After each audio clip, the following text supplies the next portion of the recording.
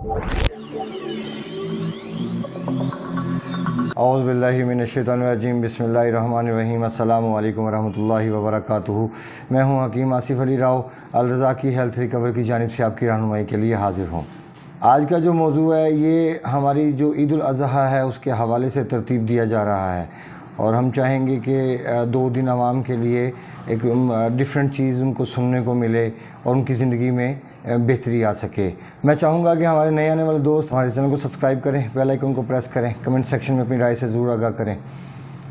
قربانی، عید-الاضحیٰ، یہ دونوں ہی یوں سمجھ لیں کہ ایک ہی سکے کے 2 رخ ہیں۔ اللہ پاک کو کیا قربانی درکار تھی؟ کیا وہ حضرت اسماعیل علیہ السلام کی قربانی چاہتے تھے؟ کیا اللہ پاک کو گوشت اور خون پہنچتا ہے؟ بالکل ایسا کچھ نہیں۔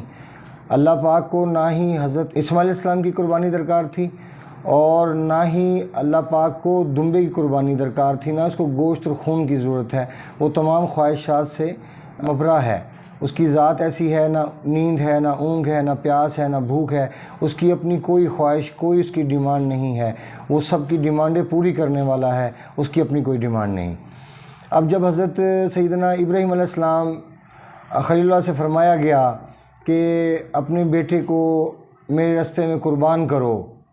تو یہاں پہ تعویل اختیار کی جا سکتی تھی۔ اگر میرے جیسا انسان ہوتا، ہم جیسے لوگ ہوتے، کام انسان ہوتے، تو شاید ان کے سامنے یہ بہت بڑا سوال تھا کہ یار یہ کیسے ہو سکتا ہے کہ اللہ پاک کو ہماری قربانی چاہیے یا ہمارے بچے کی قربانی چاہیے۔ اب جب انہوں نے حکم ربی کی تعمیل فرمائی اور حضرت ابراہیم علیہ السلام حضرت اسماعیل علیہ السلام کو لے کے جب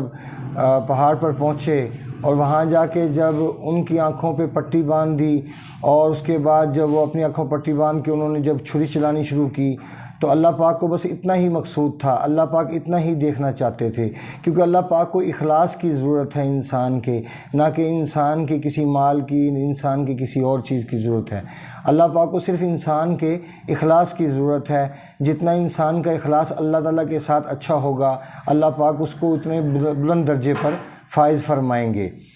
لہٰذا ہمارے لیے یہ چیز دیکھنے والی ہے کہ قربانی کا جو اصل موضوع ہے، اصل مسئلہ جو ہمارے سامنے رکھا گیا، وہ غربا کے لیے رکھا گیا کہ وہ لوگ جو سارا سال گوشت نہیں کھا سکتے، تو ان کو آسانی کے ساتھ گوشت کھانے کو ملے، اور عام روٹین کے اندر بھی ہر انسان گوشت تک رسائی رکھے، کیونکہ دنیا کا نظام ایک جیسا نہیں ہے۔ یہاں پہ غریب اور امیر سب بستے ہیں، مڈل کلاس طبقہ بھی ہوتا ہے، چھوٹے لوگ بھی ہوتے ہیں جو بیچارے قربانی کی صلاحیت نہیں رکھتے، سفید پوش لوگ ہوتے ہیں جو قربانی کی صلاحیت نہیں رکھتے، لیکن امیر لوگ ہوتے ہیں جو ایک ٹائم میں 15 بکروں کی قربانی بھی کر سکتے ہیں۔ اب یہاں پہ آپ کو ایک چھوٹی سی مثال دینا چاہوں گا۔ میں چاہوں گا کہ یہ حدیث کوٹ کرنا بہت ضروری ہے، لہٰذا وہ کیونکہ اس کنڈیشن کے حوالے سے ہی وہ بات ہو رہی ہے، قربانی کے حوالے سے، تو وہ حدیث میں آپ کو ضرور کوٹ کرنا چاہوں گا۔ ایک دفعہ آقا صلی اللہ علیہ وسلم کے پاس فقراء کا ایک قاصد تشریف لایا، تو آقا صلی اللہ علیہ وسلم سے اس فقراء کے قاصد نے کہا کہ ہمارے علاقے کے درویشوں نے کہا کہ اللہ کے رسول سے ہمارا پیغام دیجیے گا کہ جو غریب لوگ ہیں ہمارے جیسے، وہ تو حج بھی نہیں کر سکتے، عمرہ بھی نہیں کر سکتے، اور امیر آدمی حج بھی کر لیتا ہے، عمرہ بھی کر لیتا ہے، اور ہم تو صدقہ خیرات بھی نہیں کر سکتے، اور امیر آدمی اپنے لیے صدقہ خیرات کر کے وہ آنے والے وقت کے لیے جمع کر لیتا ہے، بھیج دیتا ہے۔ ہمارے پاس تو ایسی کوئی اپرچونٹی موجود نہیں، نہ ہمارے پاس پیسے تو ہیں ہی نہیں، نہ ہم صدقہ کر سکتے، نہ خیرات کر سکتے۔ تو آقا صلی اللہ علیہ وسلم نے وہاں پہ ان کے لیے سلام بھیجا، اور ان کو فرمایا کہ یاد رکھنا کہ جنت جب قیامت قائم کی جائے گی، تو ایک فقیر آدمی، ایک درویش آدمی، اللہ پہ توکل کرنے والا مومن آدمی، جس کے پاس دنیا میں آسائشیں موجود نہیں تھیں، جس کے پاس دنیا میں کچھ بھی موجود نہیں تھا، وہ صرف اللہ اس کے رسول سے ناطہ جوڑا ہوا تھا، اور دنیا میں اس کے لیے آسائشیں بہت کم تھیں، تو اس کے لیے کیا اللہ تعالیٰ نے آخرت کے اندر اپرچونٹی رکھی ہے؟ وہ یہ رکھی کہ ایک فقیر آدمی، درویش آدمی، مومن آدمی، یہ یاد رکھیے گا، یہ وہ فقیر نہیں جو مانگتے پھرتے ہیں۔ فقیر سے مطلب ہوتا ہے جو صرف اللہ کے در کا ہو، اللہ کا غلام ہو، اللہ کے ساتھ ناطہ رکھتا ہو، نہ کہ وہ دنیا سے مانگتا پھرتا ہو۔ تو جب قیامت قائم ہوگی تو جو امیر آدمی ہوگا، جو صاحب استطاعت ہوگا، جس نے آخرت کے لیے اپنے ذخیرہ بھی کیا ہوگا، تو ایک درویش، ایک مومن آدمی، اس سے 500 سال پہلے جنت میں داخل کر دیا جائے گا۔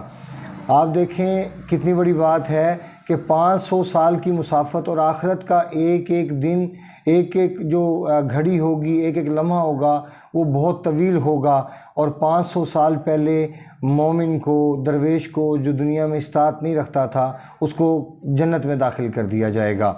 پھر دوسری جگہ آقا نے فرمایا کہ دوسری جو اس کی ان درویشوں کے لیے آخرت کے لیے بہتری کے لیے اشارے تھے، ان میں سے 2 چیزیں اور فرمائی گئیں، جن میں ایک تھا کہ اگر فقیر مومن درویش اگر پڑھتا ہے اللہ اکبر